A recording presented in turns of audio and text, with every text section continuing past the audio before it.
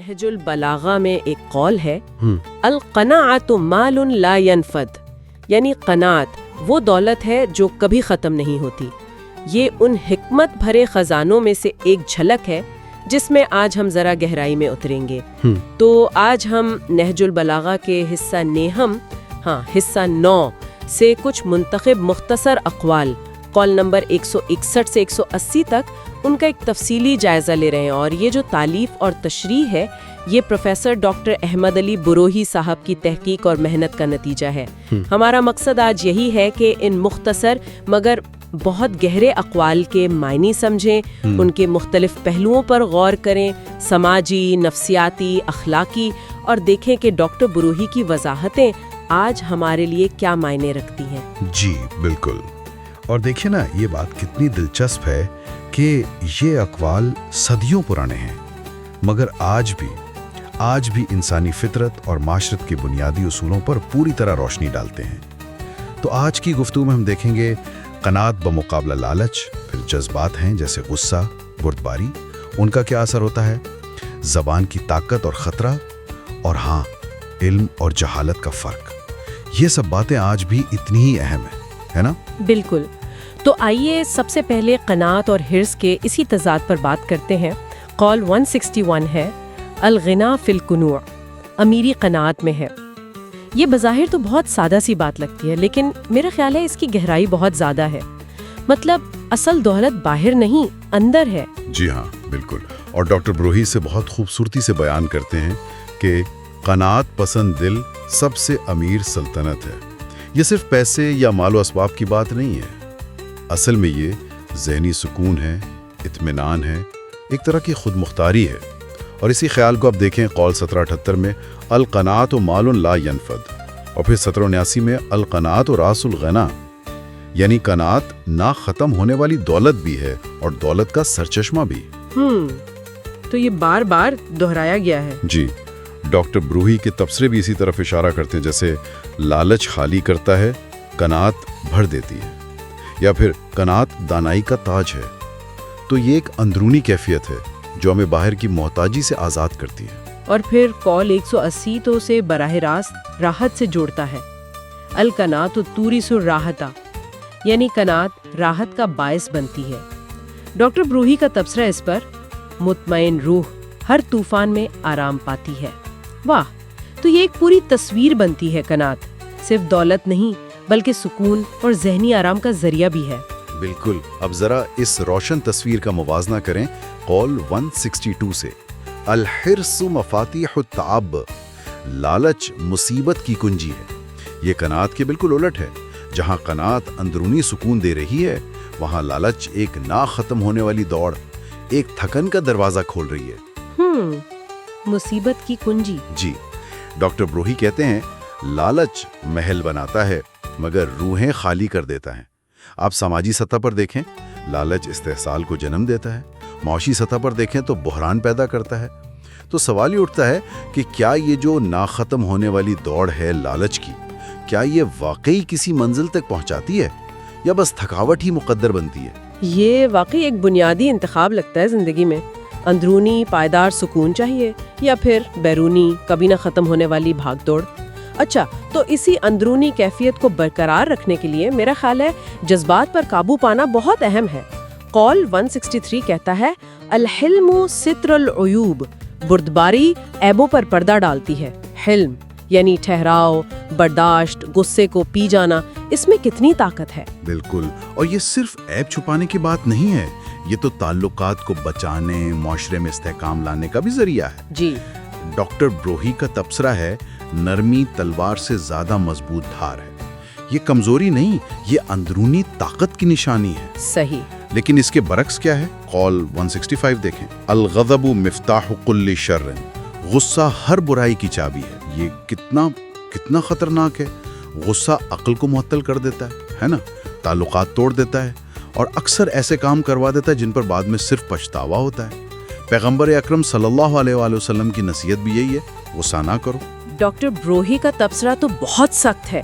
غصے کا شعلہ پہلے اپنے مالک کو جلاتا ہے، یعنی نقصان دوسروں کو پہنچنے سے پہلے خود انسان کو ہو جاتا ہے۔ تو یہ سوچنے کی بات ہے کہ کیا ہم واقعی غصے پر قابو پاتے ہیں یا غصہ ہم پر قابو پا لیتا ہے؟ اور غصے کے ساتھ جڑی ہوئی ایک اور چیز ہے جلد بازی، وہ بھی اکثر نقصان دیتی ہے۔ قول 168 العجلۃ مفاتیح الندامہ، جلد بازی پچھتاوے کی کنجی ہے۔ کتنی بار ایسا ہوتا ہے نا، ہم جلدی میں فیصلہ کر لیتے ہیں یا کوئی کام شروع کر دیتے ہیں اور بعد میں احساس ہوتا ہے کہ اگر تھوڑا سوچ سمجھ لیا ہوتا، صبر کیا ہوتا تو نتیجہ بہتر ہوتا۔ ہاں بالکل، صبر حکمت کا محافظ ہے، جلد بازی حماقت کی تلوار۔ ڈاکٹر بروہی کا یہ تبصرہ بڑا معنی خیز ہے۔ جی، اور ایک اور منفی جذبہ جس کا ذکر ہے وہ ہے حسد۔ قول 174 الحسود لا یسود، حسد کرنے والا کبھی سردار نہیں بنتا۔ یہ قیادت کے لیے بھی اہم ہے اور ذاتی ترقی کے لیے بھی۔ کیسے؟ مطلب حسد سرداری میں کیسے رکاوٹ بنتا ہے؟ دیکھیں نا، جو شخص دوسروں کی کامیابی سے جلتا ہے وہ خود اپنی توانائی مثبت کاموں پر کیسے لگائے گا؟ اس کا دھیان تو دوسروں پر رہے گا، وہ ٹیم کو کیسے لیڈ کرے گا، وہ خود کیسے آگے بڑھے گا۔ ڈاکٹر بروہی کا تبصرہ اس نقطے کو اور واضح کرتا ہے۔ حاسد آدمی کسی پر حکومت نہیں کرتا، حتیٰ کہ خود پر بھی نہیں۔ یعنی وہ اپنے جذبات کا ہی قیدی بن جاتا ہے۔ بالکل، کیونکہ حسد انسان کو اندر سے کھوکھلا کر دیتا ہے، اس کی توانائی مثبت کے بجائے منفی سوچوں میں خرچ ہوتی رہتی ہے۔ تو یہ جذبات، بردباری، غصہ، جلد بازی، حسد، ان پر قابو پانا یہ ایک متوازن اور کامیاب زندگی کے لیے بہت ضروری ہے۔ اچھا، جذبات کے اظہار کا ایک بہت اہم ذریعہ تو زبان ہے۔ اب ذرا اس موضوع پر آتے ہیں۔ قول 164 کہتا ہے المرء مخبوء تحت لسانہ، انسان اپنی زبان کے نیچے چھپا ہوا ہے۔ کیا گہری بات ہے! یعنی ہماری گفتگو، ہمارے الفاظ، وہ ہماری شخصیت، ہماری سوچ، تربیت سب کچھ ظاہر کر دیتے ہیں۔ جی، اور ڈاکٹر بروئی اسے زبان روح کا آئینہ ہے کہتے ہیں۔ بہت خوبصورت تشبیہ ہے۔ لیکن یہ آئینہ صرف عکس نہیں دکھاتا، یہ اثر بھی ڈالتا ہے۔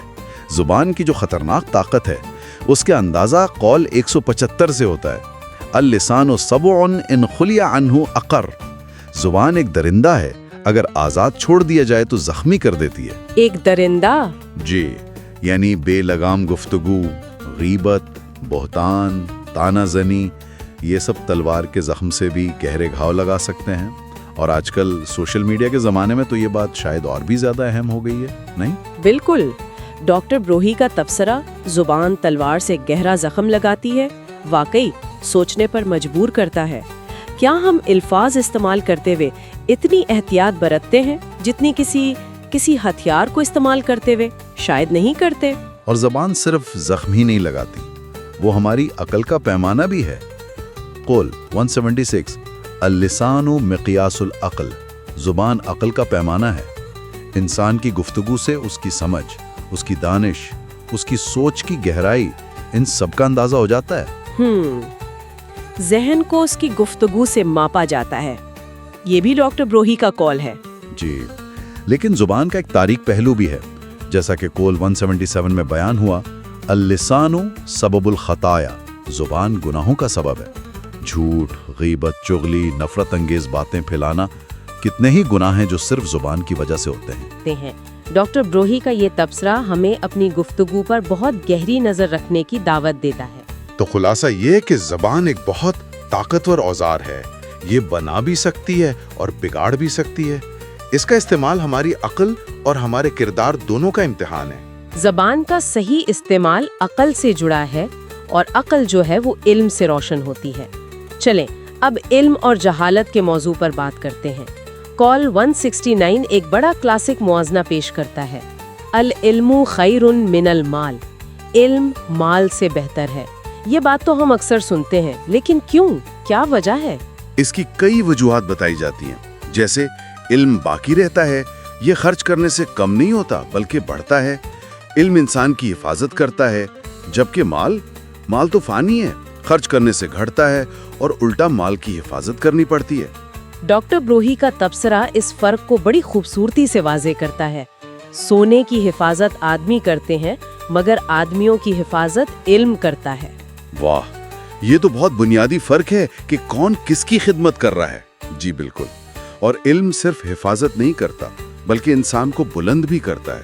قول 170 العلم یرفع الانسان، علم انسان کو بلند کرتا ہے، یہ عزت دیتا ہے، وقار دیتا ہے، معاشرے میں ایک مقام عطا کرتا ہے۔ ڈاکٹر بروہی کہتے ہیں عالم آدمی بلند ہوتا ہے چاہے غریب ہو۔ تو کیا آج بھی معاشرہ علم کو وہ مقام دیتا ہے جس کا وہ حقدار ہے، یا ہماری ترجیحات کہیں اور چلی گئی ہیں؟ یہ ایک سوال ہے۔ اب علم کے مقابلے میں ذرا جہالت کے نقصانات دیکھیں۔ قول 171 تو چوکا دینے والا ہے۔ الجاہل صدیق الشیطان، جاہل شیطان کا دوست ہے۔ اس کا مطلب یہ نہیں کہ ہر کم پڑھا لکھا شخص برا ہے، نہیں، بلکہ یہ کہ جہالت یعنی لا علمی اور سمجھ کی کمی، یہ انسان کو گمراہی کے لیے، غلط فہمیوں کے لیے، منفی اثرات کے لیے زیادہ آسان شکار بنا دیتی ہے۔ یعنی اسے ورغلانا آسان ہوتا ہے؟ بالکل۔ ڈاکٹر بروہی کے مطابق شیطان جاہل سے دوستی کرتا ہے کیونکہ اسے بہکانا آسان ہوتا ہے۔ اور جہالت کی ایک اور خاصیت قول 172 میں بیان ہوئی ہے، الجاہل یمیل الی کل جاہل، جاہل ہر جاہل کی طرف مائل ہوتا ہے۔ یہ بڑی دلچسپ نفسیاتی بات ہے نا؟ لا علم لوگ اکثر اپنے جیسے لوگوں کی صحبت میں، ان کی باتوں میں زیادہ راحت محسوس کرتے ہیں۔ آج کل جسے ایکو چیمبر کہتے ہیں، شاید یہ اسی کی طرف اشارہ ہے کہ بس اپنے جیسی آوازیں ہی سننا ہو سکتا ہے۔ ڈاکٹر بروہی کا تبصرہ ہے، بے وقوف ہجوم مناتے ہیں، عقل مند اکیلے چلتے ہیں۔ اور جہالت کا ایک اور بڑا خطرہ ہے اعتدال کی کمی۔ قول 173، الجاہل اما مفرطن او مفرطن، جاہل یا تو زیادتی کرتا ہے یا کوتاہی، یعنی بیچ کا راستہ نہیں اپناتا۔ جی، یا تو کسی معاملے میں حد سے گزر جائے گا، افراط، یا بالکل ہی کوتاہی کرے گا، پیچھے رہ جائے گا، تفریط۔ وہ میانہ روی اختیار نہیں کر پاتا۔ ڈاکٹر بروہی کہتے ہیں جاہل آدمی کبھی درمیانی راہ پر نہیں چلتا، اور یہ جو انتہا پسندی ہے، چاہے وہ کسی بھی شکل میں ہو، یہ اکثر جہالت اور لا علمی سے ہی پیدا ہوتی ہے۔ تو علم روشنی ہے جو راستہ دکھاتی ہے، جبکہ جہالت اندھیرا ہے جو بھٹکا دیتا ہے۔ ان اقوال میں یہ پیغام بہت واضح ہے۔ اچھا، اب آخری موضوع کی طرف آتے ہیں۔ ایک باشعور فرد کیسا ہوتا ہے اور کن چیزوں سے بچتا ہے؟ قول 166 زندگی کے ضیاع پر خبردار کرتا ہے۔ الغفلت ضیاع العمر، غفلت عمر کا ضیاع ہے۔ غفلت یعنی بے خبری، لاپرواہی، وقت کی قدر نہ کرنا، زندگی کے مقصد سے غافل رہنا۔ آج کے دور میں خلفشار یعنی ڈسٹریکشنز اتنے زیادہ ہیں، سوشل میڈیا ہے، معلومات کا سیلاب ہے، تفریح کے نئے نئے ذرائع، کہ انسان بہت آسانی سے غفلت کا شکار ہو سکتا ہے اور اپنا قیمتی وقت ضائع کر سکتا ہے۔ ڈاکٹر بروہی نے اسے غفلت سالوں کا چور ہے کہا ہے، یعنی وقت چرا لیتا ہے اور ہمیں پتہ بھی نہیں چلتا۔ تو پھر اس غفلت سے بچ کر ایک باشعور زندگی گزارنے والے کی پہچان کیا ہے؟ قول 167 ایک بہت ہی خوبصورت تصویر پیش کرتا ہے۔ المومن بشرہ فی وجہہ وحزنہ فی قلبہ، مومن کی خوشی اس کے چہرے پر اور غم اس کے دل میں ہوتا ہے۔ یہ بہت گہری بات ہے۔ اس کا مطلب یہ ہے کہ ایک مضبوط اور باشعور انسان وہ ظاہری طور پر خوش اخلاق رہتا ہے، ملنسار رہتا ہے، مثبت رویہ رکھتا ہے، لوگوں کے لیے آسانی پیدا کرتا ہے، لیکن اپنی جو ذاتی تکالیف ہیں، پریشانیاں ہیں، غم ہیں، ان کو وہ صبر اور وقار کے ساتھ اپنے اندر سمیٹ لیتا ہے، ان کا ڈھنڈورا نہیں پیٹتا پھرتا۔ تو یہ بے وقت حساسیت بھی ہے اور مضبوطی بھی؟ جی بالکل، یہ جذباتی ذہانت کی علامت ہے۔ ڈاکٹر بروہی کا تبصرہ ہے، مومن اپنے چہرے پر دھوپ اور سینے میں طوفان رکھتا ہے۔ یہ جذباتی پختگی اور خود پر قابو رکھنے کی ایک اعلیٰ مثال ہے۔ تو آج ہم نے نہج البلاغہ حصہ 9 کے اقوال 161 سے 180 تک کا ایک تفصیلی جائزہ لیا، اور اس میں پروفیسر ڈاکٹر احمد علی بروہی کی جو تشریحات ہیں ان کی روشنی میں بات کی۔ ہم نے دیکھا کہ کس طرح قناعت اندرونی دولت اور سکون لاتی ہے، جبکہ لالچ صرف تھکن اور مصیبت۔ ہم نے جذبات پر قابو پانے، خاص طور پر بردباری اپنانے اور غصے سے بچنے کی اہمیت کو سمجھا، زبان کے محتاط استعمال، علم کی فضیلت اور جہالت کے خطرات پر غور کیا، اور آخر میں ایک باشعور انسان کی صفات یعنی غفلت سے بچنا اور اپنی اندرونی اور بیرونی کیفیات میں ایک توازن رکھنا، اس پر بات کی۔ جی، اور یہ اقوال واقعی حکمت کے موتی ہیں۔ صدیوں پہلے کہی گئی یہ باتیں آج بھی ہماری زندگیوں کو سنوارنے کے لیے، ہمیں اخلاقی رہنمائی دینے کے لیے، اور جدید دور کے جو چیلنجز ہیں ان کا مقابلہ کرنے کے لیے مشعل راہ ہیں۔ یہ ہمیں بار بار یاد دلاتے ہیں کہ اصل قدر، اصل دولت اندرونی اوصاف میں ہے، قناعت میں، علم میں، صبر میں، بردباری میں، زبان پر قابو پانے میں، نہ کہ صرف بیرونی کامیابیوں یا مادی چیزوں میں۔ اور اس ساری گفتگو کے اختتام پر ایک سوال ذہن میں آتا ہے، یا شاید ایک غور طلب نقطہ۔ یہ تمام اقوال اندرونی کیفیات، قناعت، علم، بردباری، ان کو سنوارنے پر اتنا زور دیتے ہیں، لیکن آج کی دنیا اپنی تمام تر چکا چوند، خلفشار، ڈسٹریکشنز کے ساتھ ہماری توجہ مسلسل باہر کی طرف کھینچتی ہے۔ ایسے میں اس اندرونی باغ کی آبیاری کیسے کی جائے جس کی تعلیم یہ حکمت بھرے اقوال ہمیں دے رہے ہیں؟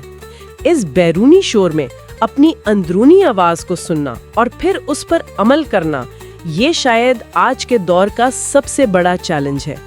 اسی سوچ کے ساتھ آج کی یہ گہری گفتگو اپنے اختتام کو پہنچتی ہے۔